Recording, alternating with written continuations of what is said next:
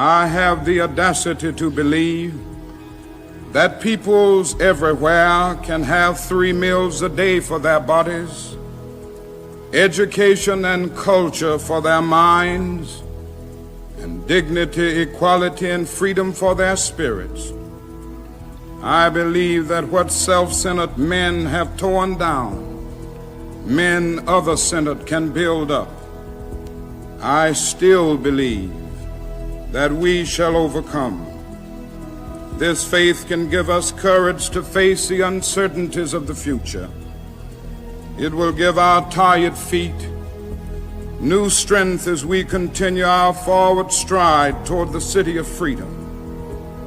When our days become dreary with low hovering clouds, and our nights become darker than 1,000 midnights, we will know that we are living in the creative turmoil of a genuine civilization struggling to be born.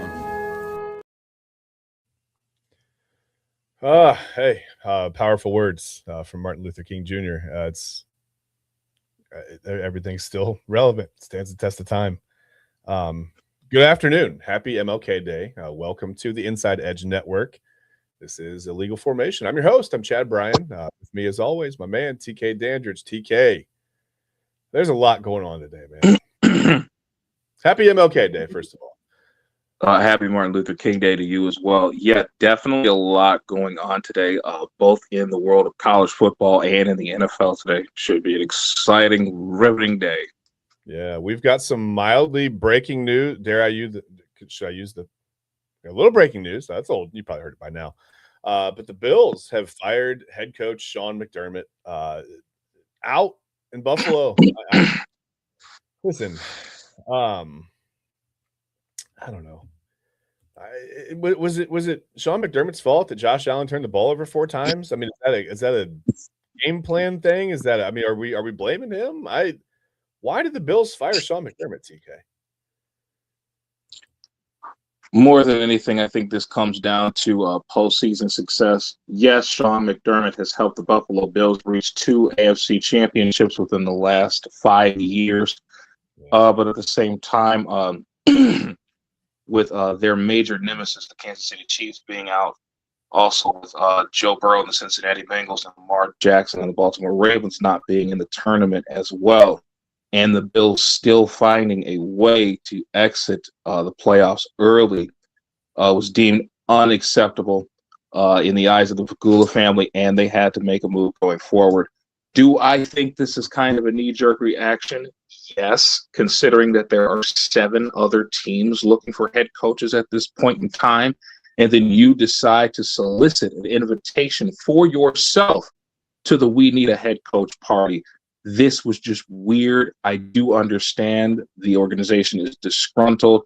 It is another heartbreaking chapter in the history that is the Buffalo Bills, but at the same time, you guys were 12-5, and you did win a playoff game. You are still very relevant. I do get that the story gets repetitive, and they are sick of the same steps being recreated, and in many ways,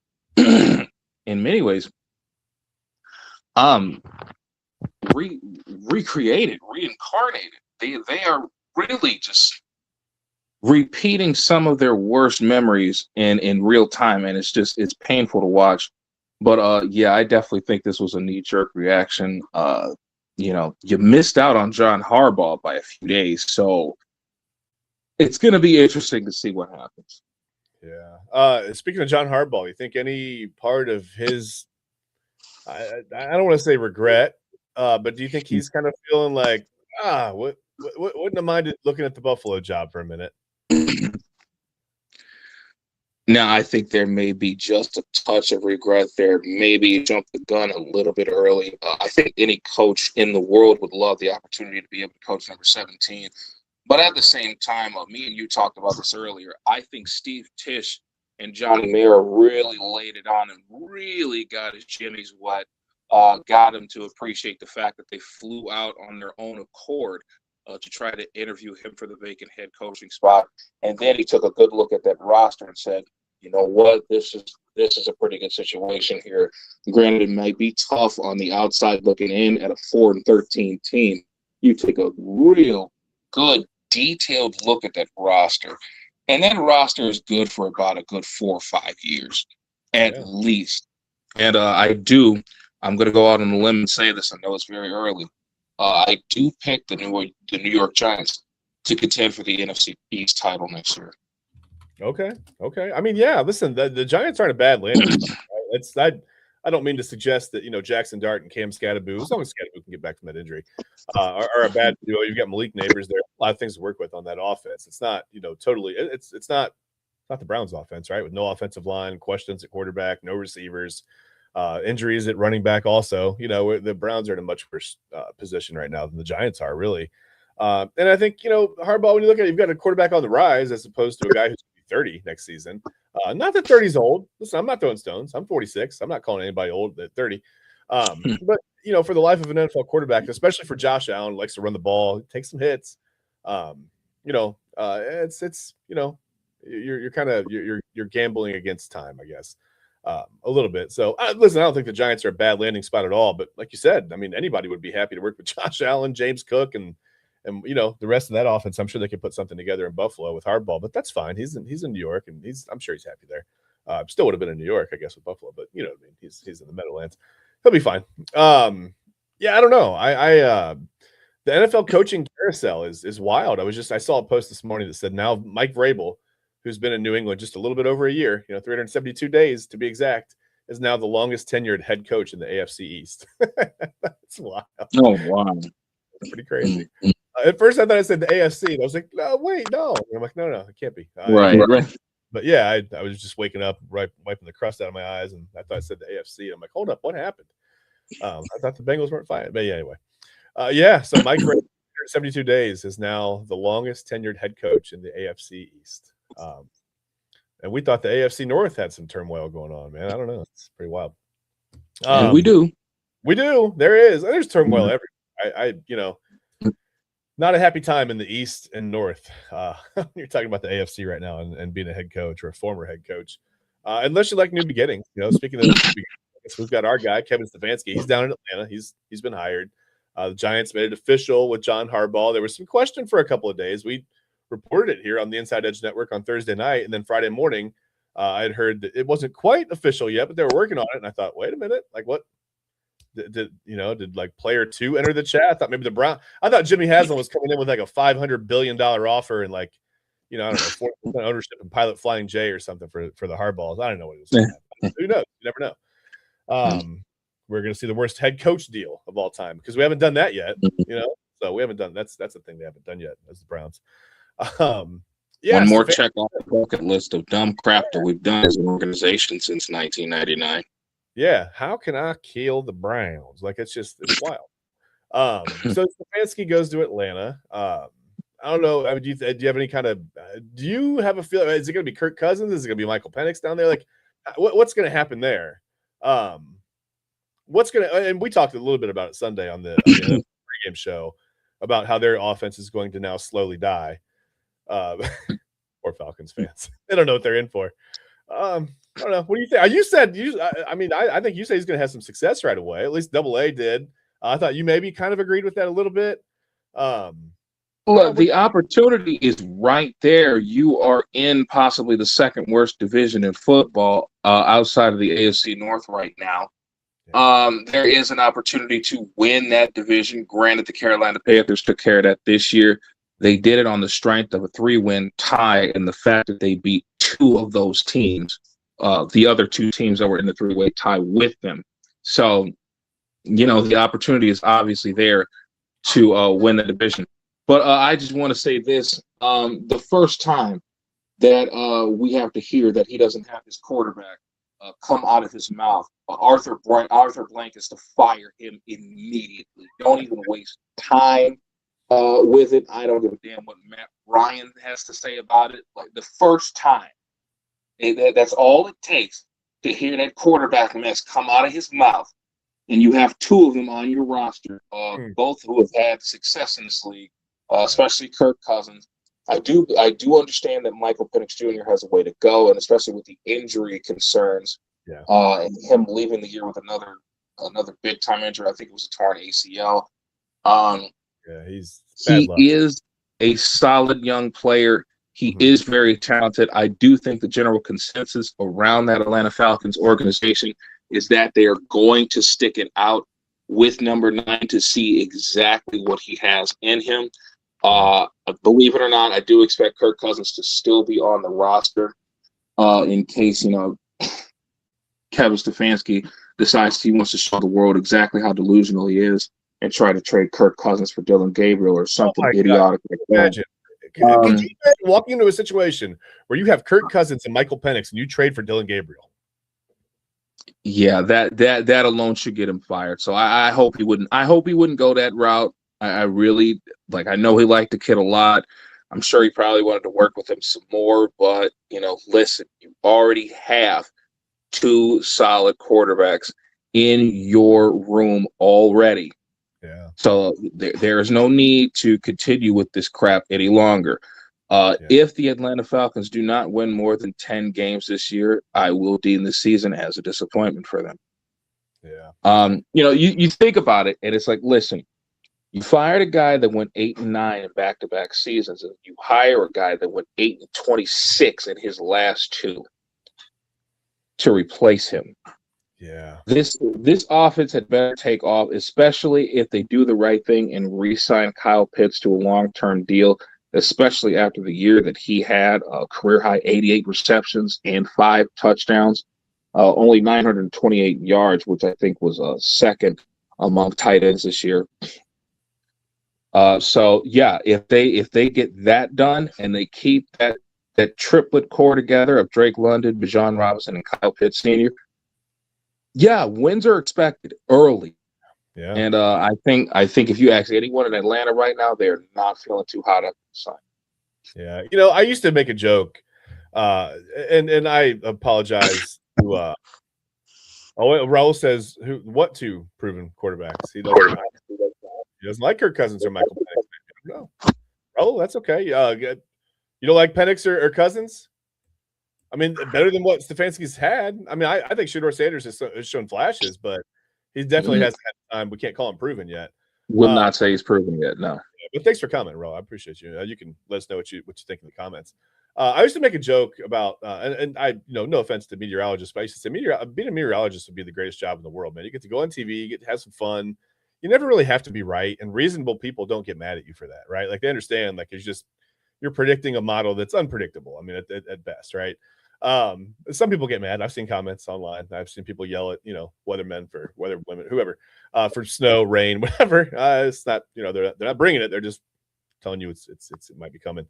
But I think maybe being a football coach is the best job in the world. I look at guys who are getting paid at 2 or 3 different spots along the way, and they're either at home, they're not working, or maybe they have another job. They're getting paid for 3 jobs. That's the life, right? Like you're in there for 2, 3, 4, 5 years, maybe. You get fired and you get, I don't know, 18, 20 million out the door to go to your next place to get 18, 20 million there. And then it just keeps stacking up. And pretty soon, yeah, I mean, that's the life, right? So if you can handle the stress, because there's certainly a lot of stress with it. I mean, I don't mean to make it sound like it's an easy job, especially in college. You got recruiting, you've got NIL, you've got the transfer portal, you've got, you got to keep an eye on everybody's studies. Although we found out this week, and we'll talk about the College Football National Championship in a little bit here as we get later into the show. Found out this week Carson Beck hasn't attended class in 2 years. He said he graduated 2 years ago. Is that a problem? I mean, he basically did you have class yesterday? He said no class. I graduated 2 years ago. Insinuating that he hasn't attended class in 2 years. I shouldn't say that we confirmed that, but I mean, that sounds like a guy who hasn't gone to class in 2 years. Listen, I get it. NIL is what it is. The transfer portal has made things crazy, extra years of eligibility. But man, when I played college baseball, I had to have a certain amount of credit hours every quarter, every semester, whichever school I was at. I had to be making progress toward a degree to be able to play. I had to have a certain GPA, right? I had to be at a certain level. So my guy's just out here living in an off-campus apartment, driving whatever. I don't know. I don't remember what car. What he had some crazy car, didn't he, Carson Beck? Didn't they give him like a Lamborghini or something? Yeah, I was going to say, I thought he had a Lambo, some sort, something like that, a Rolls Royce or something like that. One of those two. Yeah, I don't mean to throw stones. I don't care. My dude's living the life. I'm happy for him. I'm just saying times are different, right? Like he doesn't even have to go to class. He doesn't even have to be enrolled in a class. That's wild. What are we doing? He should be in the NFL. Yeah. I mean, his whole entire recruiting class has been in the NFL. CJ Stroud was in that recruiting class.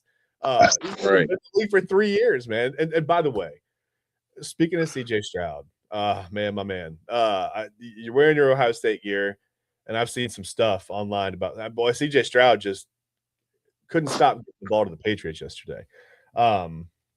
Let's talk about that game a little bit. We'll just let's get right into there's nothing else to say about these head coaches. We'll get to the college football national championship in just a little bit, but first I want to talk about Texans Patriots, because that game, it was like a grinder to watch, man. CJ Stroud tried to, first of all, every time the Texans got the ball, it was like 1st and 10 from the 7, right? Every time I looked at the Texans getting the ball, it was inside the 10-yard line. And you have to understand, as a quarterback, as a football coach, as your hands are tied. There's not a whole lot of creativity that you really have a chance to show there, right? When your back's literally against the wall like that. But man, some of the throws that he made, and I get he was, getting pushed around in the pocket, hit a little bit here and there, but there were some times where it literally, TK, looked like he was just like, hey, I don't want this ball anymore. I don't care who has it. I don't want this damn thing. Get it out of my hands. Please leave me alone, New England Patriots defense. Like, it was wild, man. 4 interceptions in the first half. I thought he was going to throw 10 in the game. I guess the good news is he didn't throw any in the second half. I was like, how long are they going to let him? Whatever, man. You had to feel the same way I did watching this game. Like, I didn't mind seeing the Patriots win, but it made me feel physically sick to see CJ Stroud just fold like that, man. Yeah, watching that game unfold yesterday afternoon was absolutely torturous. After the first interception that Coleridge threw up, I just had a feeling that another one was coming, and I swear it was almost on cue. Completely ill-advised throw. Yes, I understand that the pressure was there, but in that situation, considering the point that you already got the ball off late anyway, and you got hit as it floated in the air for what it felt like 45 seconds to a minute before it finally fell into Marcus Jones's arms, and he took it the rest of the way for the score. It's like, listen, son, you've got to learn how to play another down. I understand this blitz is killing you. Yeah.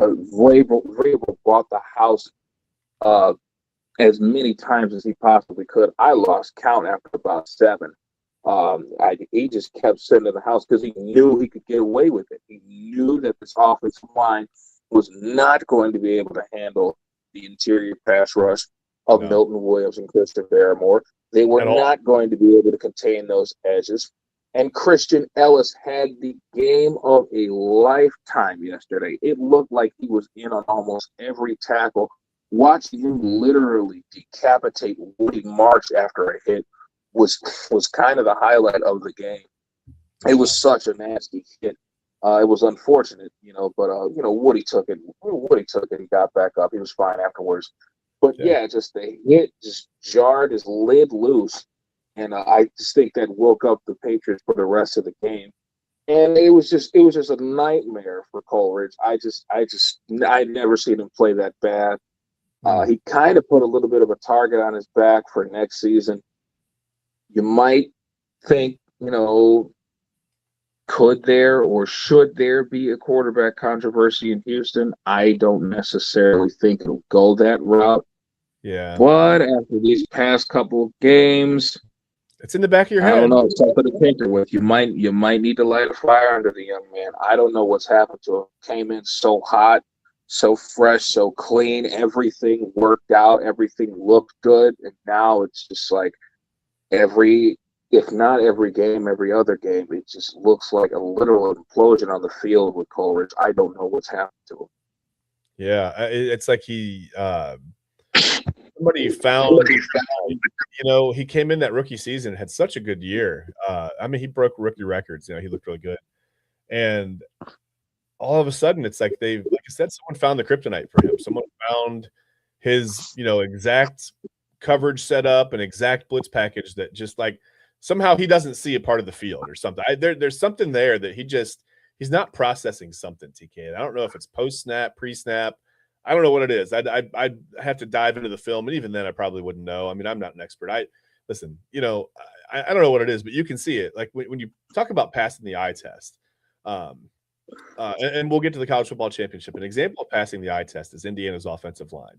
Like you see them, they're pulling guys. They're perfectly sealed. It's unbelievable how technically sound Indiana's offensive line is, right? And that's why I think one of the huge keys in this game tonight against Miami. Like I said, we'll get to that in a moment. But on the other side of that, failing the eye test is C.J. Stroud. He's just not seen the field. And again, the blitz was as hellacious as the weather is here outside today. It was rough, man. They were all over him. And I get it. That's tough. And you're constantly inside your own 10. You're backed up inside your own 20, 50, whatever. It just never felt like they were ever in plus field position. The Patriots just literally, they stifled the Texans all day. And it was 28-16, but it really wasn't that close. It didn't feel like it was a 12-point game at all. It felt like 48-16. Just the way they buried the Texans offense. Like you said, the offensive line had absolutely no answer for the pass rush, especially in the interior.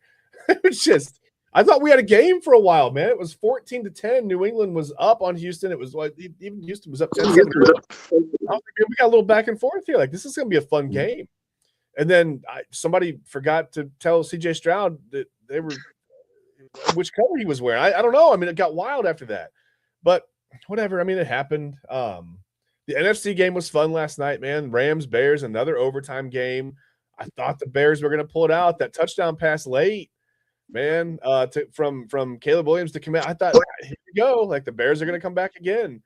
But like I said yesterday on the Inside Edge Network NFL preview, I just thought the Bears weren't quite there yet. And by the way, I haven't mentioned today, we're brought to you by LPV Productions. So thank you to the kind people at LPV Productions. Thank you. Yeah, I thought the Bears were going to pull it off, but just not quite there.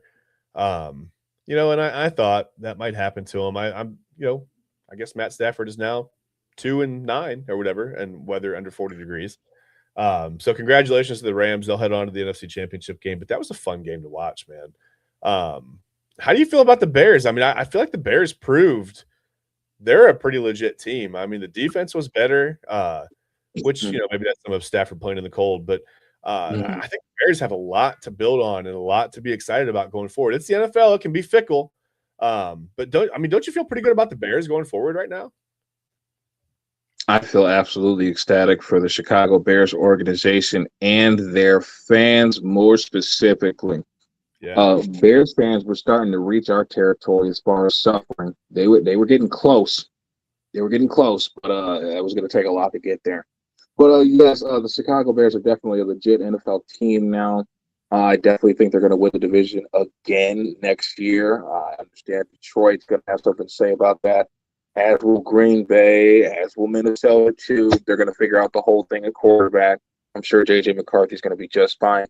But as far as the Chicago Bears as a whole, I absolutely love their offense.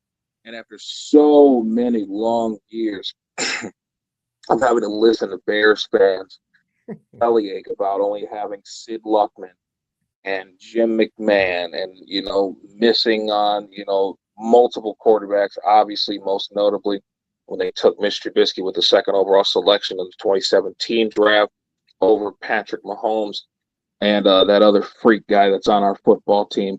We're not going to get into that, but I do believe they have their franchise quarterback finally. If you needed more proof on if their franchise quarterback situation was going to be figured out throughout the season, look no further than the 45-yard touchdown pass that Caleb Williams threw to Cole Kmet on 4th and 4 at the 12-yard line. I mean, that was the craziest throw I had ever seen live, and I was so glad that I was here to see it. I had no idea that he was going to – I didn't even think he was going to be able to get the ball off, but the fact that he was able to fall off of his back foot and launch that thing into the corner of the end zone perfectly, directly in the bucket. I mean, listen. And the cold and wind, too. I mean, it wasn't just this wasn't an August day or whatever. Yeah. City of Chicago, rejoice. You have got him. It is set in stone. He is that guy, at least for the next 10 years, we would hope. But yeah, once they get TJ Edwards back, they had some injuries along the defensive line as well. You had a big one. You finally got Jalen Johnson back for the playoffs. Remember, he had an injury-riddled season this year too. Get a full year out of him. Nashawn Wright was excellent filling in for him. I thought he played way above his billing. I didn't even know who the kid was before I had seen him, making that pick six on Monday night. And then, of course, all the plays that he made throughout the season. Chicago Bears got a very good young football team. I think it's very acceptable to expect at least 12 or 13 wins from this football team next year and to repeat as division champions. It's going to be hard, but I do think they have the nucleus of talent to do that. And Ben Johnson is an excellent head coach, obviously going to be the head coach of the year this year. Yeah, it's not the NFC South. We know that. That's not that division. Is not the South. You know what? I did have one more question for you regarding the coaching carousel in the NFC South. And I forgot until I just said that. So Kevin Stefanski goes to Atlanta. Okay. Now Baker is a pretty competitive guy. Baker always looks for that competitive advantage, the chip on his shoulder, an opportunity to kind of, wear his emotions on his sleeve. Right.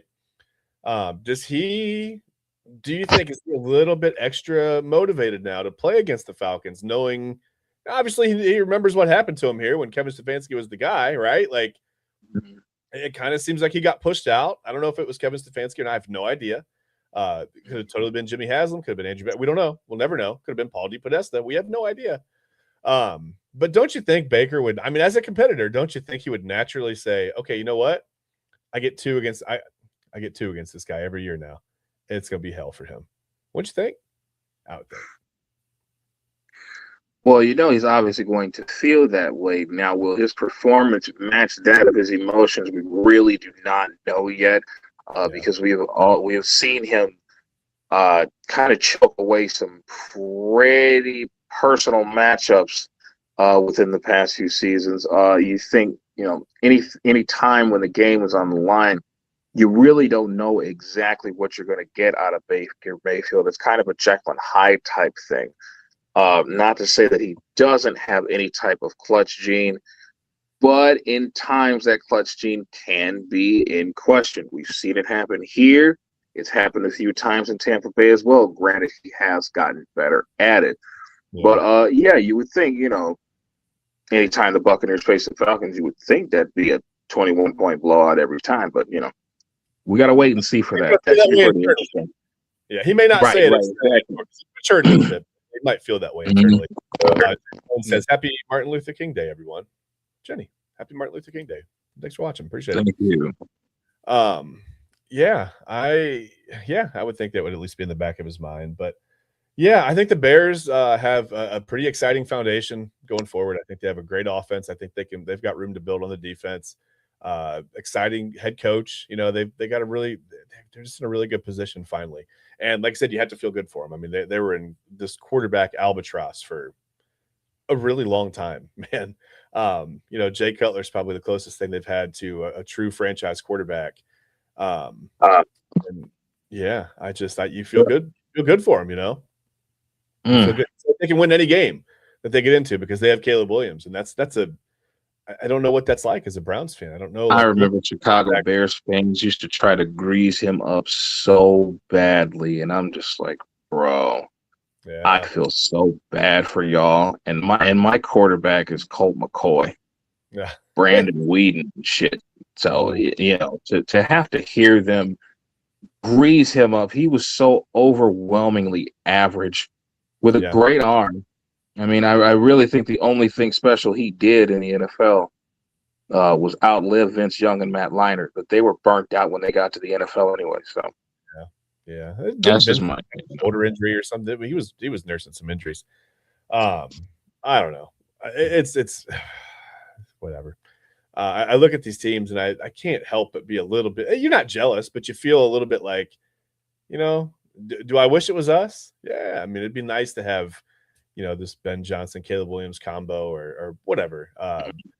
John Harbaugh coming in to coach Jackson Dart and Cam Scatterbo. Or, it would be nice to have something proven somewhere on the offense. Listen, the defense is very good. We know that. Cleveland's defense, very, very good. At times, I said it on the show, they were a little bit of a break but don't bend defense. Like, they didn't give up a ton of yards, but they always seem to give up the big play or the big score. But, when you're on the field for 40, 45 minutes out of the game, I really don't know what you can expect out of your defense. I mean, it's exhausting to chase other grown men around for 3/4 of a football game and not have any real reprieve from your offense. No long drives, no real threat of scoring. Just go out there and get below 18 every week, and maybe we'll have a chance. So you can't put that on the defense totally. I think that's just, like I said, that's a tough position to be in. I don't know. I guess we'll switch gears. You want to talk a little college football? Let's do it. So college football playoff national championship is tonight. It's not the matchup anybody really expected, I think, at the beginning of the season. I think we all looked at a couple different teams and said, hey, it's probably going to be one of these 3 or 4 teams. I don't think anybody thought it was going to be Indiana and Miami. I just don't think this is where we're going to be at. Yeah. It really felt like this was Ohio State's best. Well, and we didn't know how good the defense was going to be going into the season at all. We couldn't have known with, Matt Patricia coming in and he, whatever the perceived struggles that he had.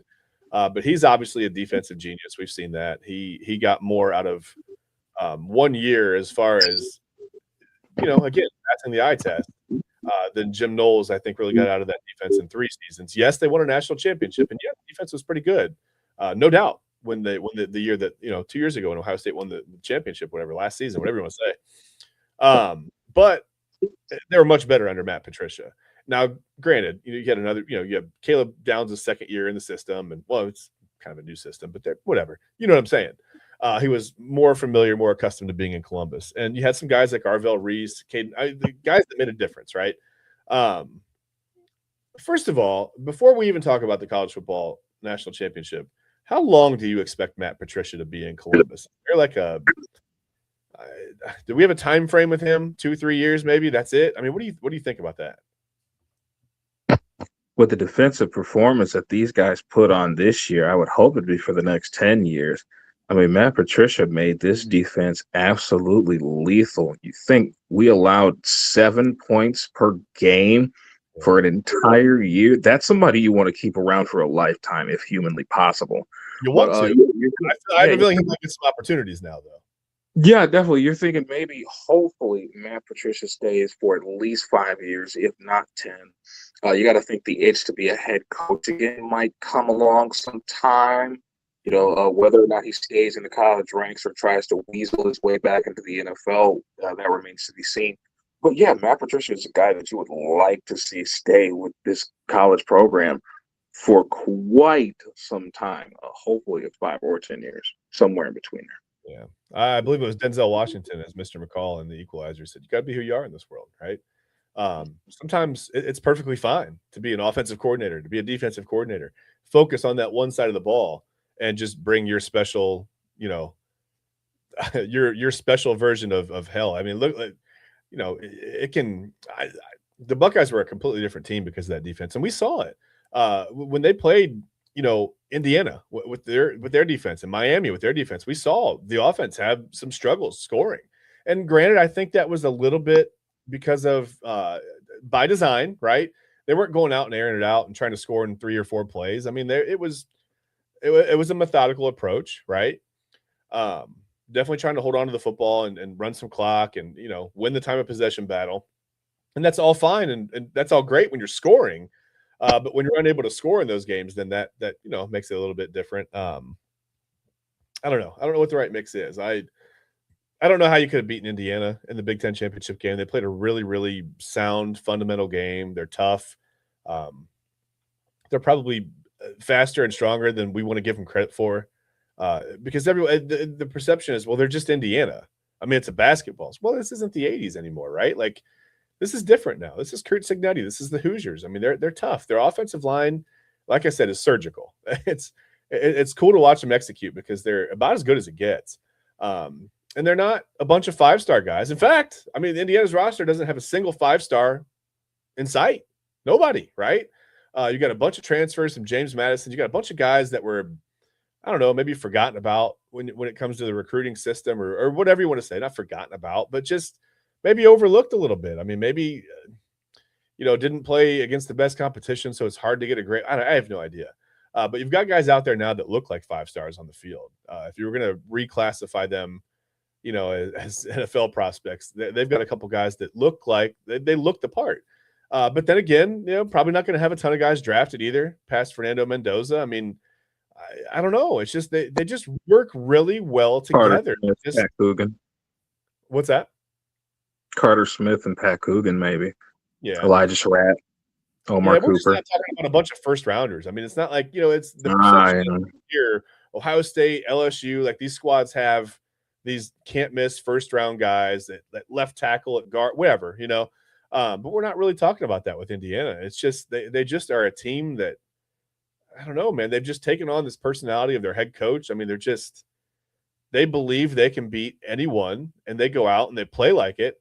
And there's no hesitation. There's no trepidation at all, man. They look like they feel like they belong. And I think they're going to give Miami a handful tonight, man. I'm looking forward to this game. But Miami is a whole handful themselves too, not the most explosive offense. They could score when they have to. Carson Beck has done a pretty good job with his legs in the playoffs. He's played well. He's an experienced quarterback, man. He's played in a ton of big games, got a couple national championships under his belt, beaten a ton of ranked teams. I don't think he's going to be – I don't think the moment's going to be too big for him. Miami's defensive line with Bain and they're ridiculous. We saw what they did to Ohio State. I mean, they manhandled Ohio State's offensive line. Ohio State had no answer for that defensive line, that pass rush, and they couldn't move anybody off to even run the ball. I mean, they were stuck. They were dormant the whole game. Sayan looked like he never really got comfortable. So I don't know. I mean, what do you expect of Fernando Mendoza? Do you think that's going to be a problem for the Hoosiers tonight? I mean, you said you might be leaning toward the Canes a little bit. How do you feel about this game? I just think Miami's defense is not to be taken lightly, especially with those 2 defensive ends, Manzador and obviously Ruben Bain Jr. I mean, these 2 are absolute menaces off the edge. I think that front 7 as a whole is pretty good, especially against the run. They do not like to give many rushing yards up. Overall, their defense is very solid. I definitely think the idea is going to be to get to Mendoza as much as you possibly can. I wouldn't be surprised if they tried to blitz him a little bit to start off. But, if he does beat the blitz, obviously they're going to, go back and try to drop back a little bit. They won't run it the whole game, obviously. Yeah. But, I just think this defense is going to overwhelm that a little bit of Indiana's offense. I do think the talent is little bit higher than what Indiana has to offer. I just think it's going to be a pretty good game overall. But at the same time, I just think Miami is a little better talent-wise, and I think this might come to show. Like Indiana says, they have no 5-star talent on their team. Miami's got a few of them, so I think that might come to shine tonight. We'll see. Yeah, I think Miami probably does have. Well, they do. I mean, if you want to look at just recruiting stars, they're the more talented team on paper. But I also think they're a little bit limited in what they do schematically on offense. I think they have their style of offense, and they don't really waver too much, and that can be a good thing. It can be a bad thing. It can be predictable. It can be really effective. When you're really good at what you do, it's really hard to stop. I mean, right? Like, I don't know. LSU wasn't too creative when they had Joe Burrow and everybody running around, and they ran over they mauled everybody. It just, you knew what they were going to do.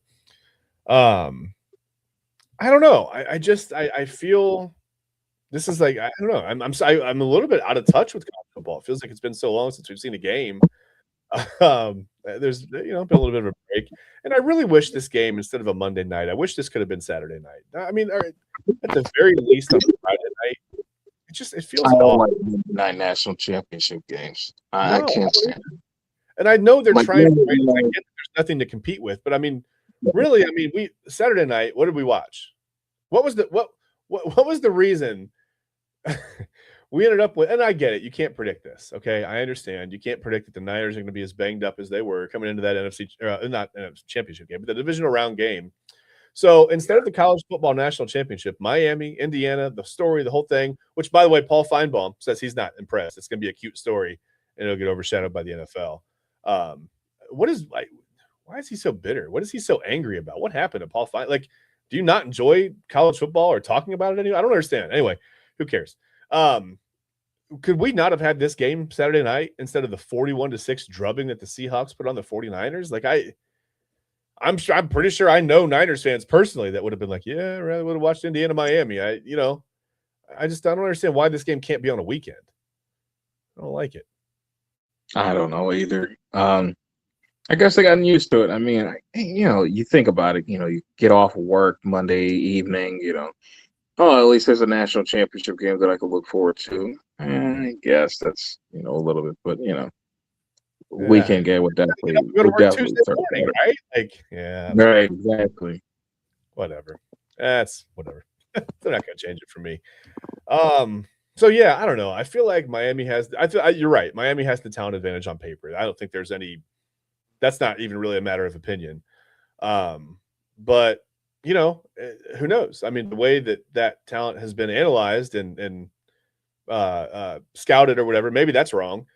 Certainly, the development advantage I think goes to Indiana. What Kurt Cignetti has done with that roster. And before Indiana, the things that he does with the football roster are amazing. I don't think he's like some super coach. Like, I think he's benefiting right now from having a very good quarterback. I think Mendoza has proven that he can do some things. But I think one thing Mendoza might have a problem with, and I saw this in the Ohio State-Miami game, Miami does a really good job of they're violent, they're explosive, they're fast off the snap, but then TK, they don't over pursue. If you notice that with their defensive line, it was like they blew off the line off the ball, right? They got inside. They penetrated on every play. And then it was like, instead of just running a straight beeline at Julian Sayin and letting him kind of, I'm using my body. I'm getting into it too much. Instead of letting him just duck the rush and get outside, which isn't really a concern with him anyway. He doesn't move a ton. But instead of letting him get out and rush outside the pocket or, move the pocket or whatever, they just sort of surrounded him. And it was like surround and bear down. And he had nowhere to go. He had nothing to do with the ball. He just never felt comfortable all night. I think if they can keep that up, if they can do that to Mendoza, he's going to have a lot of big problems finding open receivers. Just because Miami has pretty good athletes in that defensive secondary as well. That I don't think get a ton of credit. I don't think we talk about, I just don't think we talk about it as much as maybe we should. I don't know. I'm torn on this game, really. I think it's going to be close. But then I thought the Indiana game, Oregon, was going to be close. I thought Oregon was going to beat Indiana. Remember, I said that. I think they'd get them a second time. Nowhere even remotely close was I on that pick. I mean, not even close. Indiana went, and maybe they ran up the score a little bit. I think they probably did a little bit of extra, whatever, to try to send a message or whatever. Cignetti does this, right? Like, he's not a guy that takes his foot off the gas. And listen, I'm okay with it. It's fine. If you don't like it as the opposing team, then you should probably try to stop it. I have no idea with having his guys go out there and compete, but it was a little weird to have starters in. I mean, they were up like 180-12 or whatever, and they've got to start. That made no sense at all. That was weird to me. Can you imagine if somebody gets hurt, tears an ACL, breaks a leg? I mean, you've got this game under wraps. Like, this game's over. I thought he left the starters in a little bit too long. I don't care about running up the score. I don't care. Like I said, I've been on both sides of that in many different sports. Man, I've been on teams that have blown people out. I've been on teams that have gotten blown out. You just got to keep playing the game. I mean, it's sports. That's how it goes.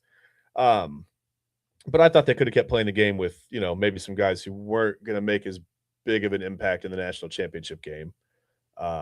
Just self-preservation, but that's neither here nor there. I mean, that's his decision, not mine. So, like I said, the one thing that they have done, Indiana, I think they've just taken on that personality of Cignetti, and I think that's going to help kind of fuel them. They play hard. They play focused. They play a little bit angry. They play disrespected.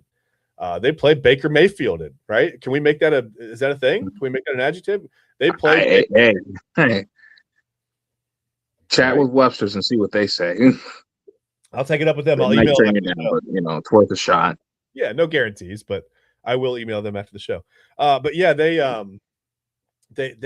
play with this chip on their shoulder that I think is it's like this calm, controlled rage, right? It's not coming out and banging your head against the wall and being too emotional and overplaying it, right? And then you're tired in the second quarter, like, well, I came out a little bit too. Exactly. They just come out with this calm, cool, collected rage and anger and chip on their shoulder.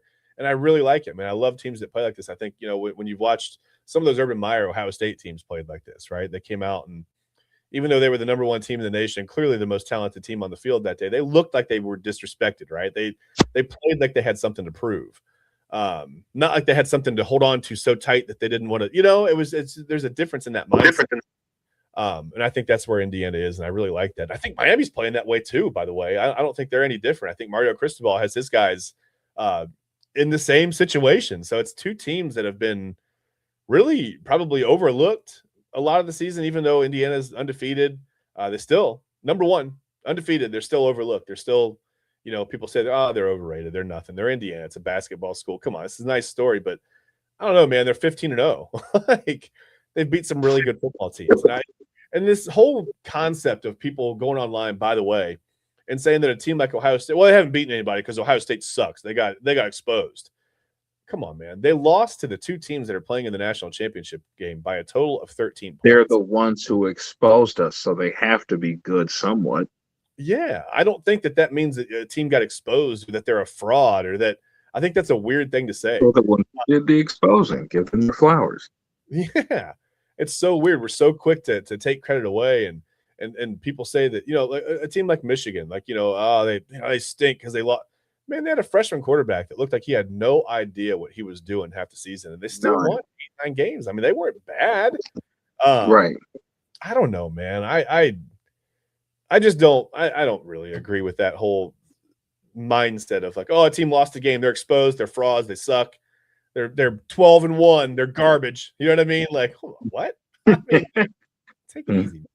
It's really hard to win games at that level. I don't care. You can perceive the fact that Illinois and these teams are at a lower tier. It's still hard to go into a Big Ten stadium and win a game on the road or whatever. I mean, it's just it's not easy to do that. So those guys are Division I. They're Division I athletes across the side, the other sideline as well, and they're well coached and they want to win and they're hungry. They're physically talented.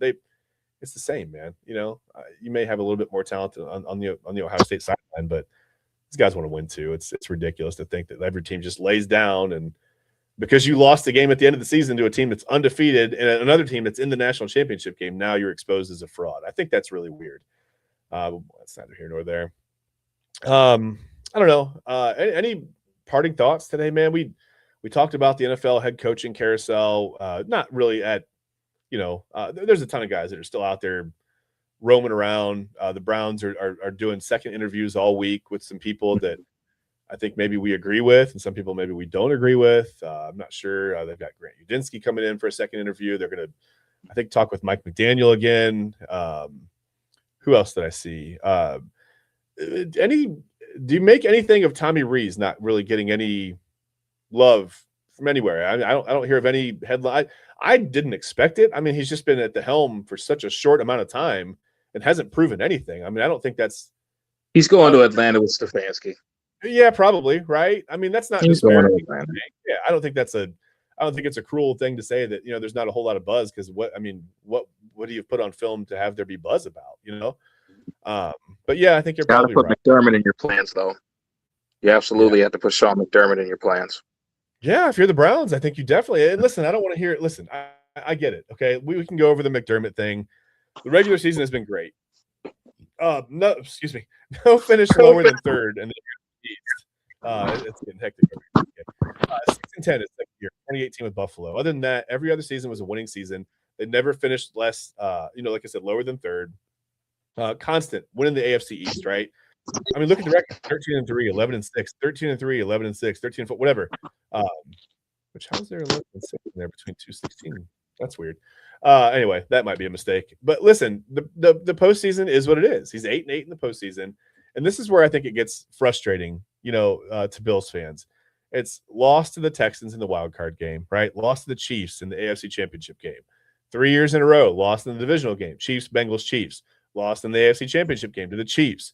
It's the same thing over and over again. It starts to feel like, I guess, maybe a little bit worse than it really is. Because trust me, I would rather have a head coach that's 8-8 playoff with a bunch of frustrating losses in the second round and in the AFC Championship game than to be where we are as Browns fans, which is just in complete purgatory.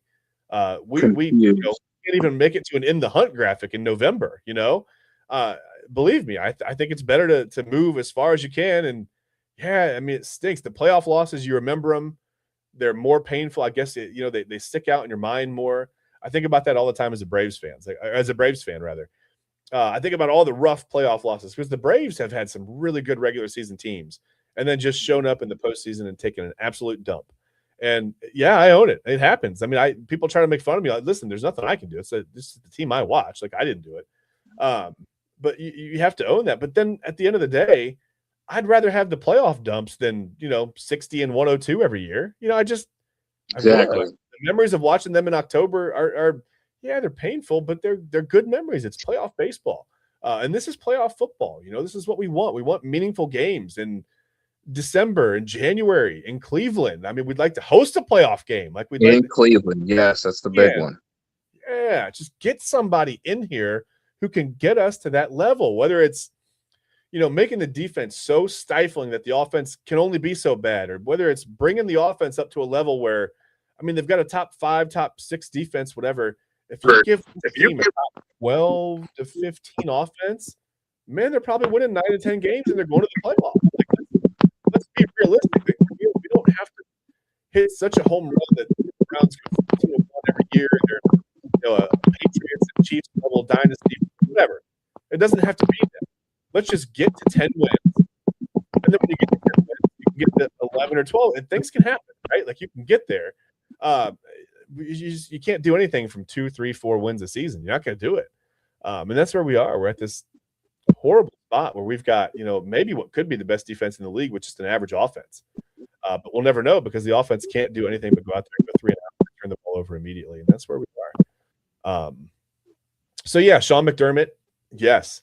Clint Kubiak, yeah, I'm in on him. I'm not totally out on Mike McDaniel because I think he can bring the offense. I mean, every year in Miami they had a top 12 offense, right?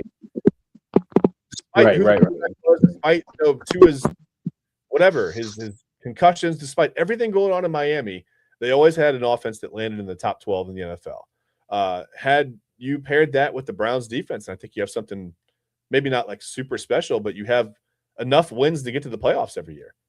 And maybe just maybe one year you host one finally. Wouldn't that be nice? Nice. That'd be great. That'd be fantastic. I guess I can dream. I can wish. But you can wish in one hand and do something else in the other, and you can see which one fills up first. And there's a reason they have that sponsorship with Dude Wipes, I guess. Whatever. Here we are. I think that's about it for us today. TK, do you want to give a score prediction on the championship game tonight before we get out of here? Sure. Give me the Hurricanes 28. Hoosiers 24. Okay. We'll do that. All right, fair enough. I was thinking almost the exact flip. I was thinking about 27-24, 27-23 Indiana. So I'm going to go with Indiana to win. I think they pull it out. I think Fernando Mendoza does just enough in the end, make some plays, but man, that Miami defense is really good, and they're going to play with a chip on their shoulder. They're going to come out fired up. And one thing I know we're going to see, speaking of fired up, we're going to see Michael Irvin on the sidelines, man. We're going to see him out there. He's going to be fired up. Yeah. Going to have that belt hot and ready. Going to have the belt hot and ready. Listen, expect to see that. Just it's going to be fun, man. It's going to be a fun game. It's going to be a cool spectacle. I love the College Football National Championship. Even if the Buckeyes aren't there, I probably didn't watch it as intently when Michigan played, but I still watched it. I mean, listen, man, I'm a sucker. I still rooted for the Big Ten, whatever. The whole cheating scandal changed it for me a little bit. But when they were there before, and before we knew about all of it, yeah, I mean, I was like, hey, let's go, like go win a title, whatever. When we learned what we learned about the Connor Stallion situation, it did change it a little bit for me. But I don't know. At the end of the day, when your rival beats you, you kind of want them to go on and win a national championship, right? At least you can say, hey, maybe we're not as exposed as quite the fraud you thought because we lost to a national champion. Whatever. Regardless of whether you think they were cheating or not, whatever. They won the national championship, so you can say you lost to the national champions. Okay, yeah, like I said, I'm going to say about 27-23, somewhere around there for Indiana. And I think that's it, man. Other than that, please, Sean McDermott. It snows less in Cleveland than it does in Buffalo. So we can't. There you go. Yeah, you finally can't. Oh, this guy's not going to come to this climate. Listen, he's been in Buffalo for however many years. He's used to it. It's fine. They're going to get 9 years up there. Yeah, I've seen that whole town get buried by snow. That doesn't happen here, right? That doesn't happen. So listen, Sean, good food, right? You like pierogies? We got pierogies. What else do we have? We have a new stadium coming up in a few years. You might have to dub for corned beef, but they'll be there. What's that? We got corned beef. We got corned beef all over the place, man. Although it may be pretty sad when Corky and Lenny's almost had passed away. They didn't pass away when they closed. The businesses don't pass away. Slimans is still around. Slimans is still around, and Slimans is good. Hey, so listen, if you're working at Slimans, if you know Slimans, have them contact the show. Let's get a Slimans sponsorship, please. Slimans, let's join forces. I have no one wants to listen to me anyway. I have no problem just eating a sandwich for an hour on the show. I zero problem with that. I will eat a corned beef sandwich. It'll look delicious. We'll get some lighting in here so you can see how good it looks. Well, TK, it always comes down to food for us. We almost made it an hour without talking about food today. We almost did it. Came close. I'm proud of us, man. Hey, well, listen, we will be back next Sunday. We'll preview the AFC NFC Championship games on the Inside Edge Network. It's not the Cleveland Browns pregame show, but we still will talk about the Cleveland Browns. We're going to talk about interior linemen and who we might be targeting in the draft. Because, again, the Browns probably need to draft at least 3 offensive linemen, trade for another, and maybe sign one in free agency because they're in trouble. I mean, it's they basically don't even have a line coming back. We don't know what DeJuan Jones is going to be after 2 big injuries. I hope he can come back. At this point, man, I've said it before on the show, and I'm only half kidding. I would consider signing Jedrick Wills and trying to move him to the interior, just to have somebody, a body. I mean, my goodness, maybe he can figure it out if we move him back to the right side and put him at guard. I have no idea. Anyway, yeah, let's not talk about that. That's sad news. But yeah, next week we'll talk about offensive linemen, interior offensive linemen. We could probably lump centers into that group too, that maybe the Browns should look at going forward in the draft. And then for the off week between the conference championships and the NFL, we're just going to call it the Sunday Sports Show, man. We're going to talk about, we'll go full Browns draft. We'll talk about wide receivers. We'll talk about, if and scenarios, whatever, if Caleb Downs is here at 6 and this is happening, would you take him? We talked a little bit about it on Sunday, but we'll get deeper into it during that off week. So we'll still be with you. Just, don't fear. There's no football, but there's still us. You still have us. You're going to have us on that Sunday. Again, we'll just pivot. We'll call it the Sunday Sports Show or something. We'll find something to call it. I actually like the Sunday Sports Show. That works for me.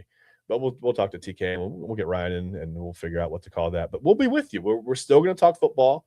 And going forward, I think on Sunday mornings at 11, we're going to try to keep that slot because, man, it's been a lot of fun to do that show with you guys. So, but check out all the other shows on the Inside Edge Network. I say it every week. I say it every show. There's so much talent on the network. So many good shows. There's something for everybody. If you want to talk about there's everything. Just trust me. Go to the Inside Edge Network. Go to Twitter. Follow us. Click the little bell notification thing to get notified every time we go live. Every time somebody goes live on this network, you'll get a notification, and you can pop in and listen while you're doing work around the house. You can watch the show. You can sit down and watch the show. A lot of talent, a lot of great shows, a lot of good stuff on the network. So please, please, please follow us on social media. Help us grow, and come be a part of it. I mean, comment on our shows. Let us know what you want to talk about. Tell us what you want to see. Just engage with us, man. We want to hear from you. We want to talk with you. We want to talk sports with you as well. So again, TK and I will see you. TK, let's do illegal formation next Saturday, man. We're going to be back to Saturdays. You want to do that? All right, let's do it. Perfect. So next Saturday at 11, we will be back with another episode of Illegal Formation. We're going back to weekends. We're going to try to get some guests lined up for you. I'm really excited about that. We've got some really good ones just in the mix that are percolating right now. So as soon as we get everything lined up and days and times, we'll let you know. Other than that, have a great Monday. Enjoy your Martin Luther King Jr. Day. If you have the day off of work, hopefully you do. Don't go outside. It's ridiculous. I sent TK a video of what it looks like on my front porch. It's ridiculous right now. Don't go outside. just stay away. Stay as far away as possible. So again, guys, have a great day. Enjoy your Monday. Enjoy the college football national championship game tonight. It's the Hoosiers. It's the Hurricanes. It's Michael Irvin on the sidelines. All the pomp and circumstance that goes along with college football. I love it. So enjoy that tonight until whatever, it's a late game. Sorry if you have to get up for work in the morning, but it is what it is. We will see you next time right here on the Inside Edge Network. Again, we are brought to you by LPV Productions. So for my man, TK Dandridge, I'm your host. I'm Chad Bryan. Bye, guys. We'll see you next time.